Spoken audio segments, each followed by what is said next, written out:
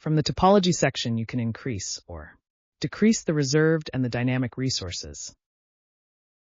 The reserved resources are the one which are fixed, that is the fixed RAM and vCPU which are going to be used by you.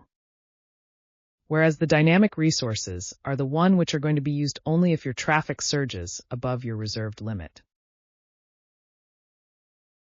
You can select the reserved and the dynamic resources for each and every resource you are using.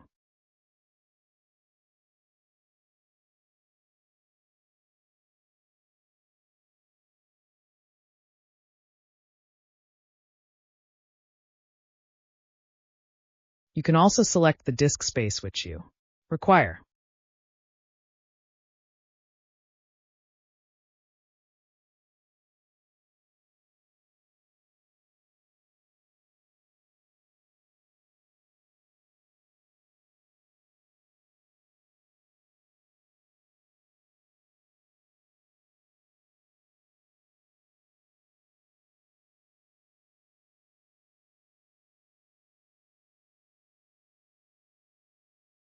Click Apply to apply the changes.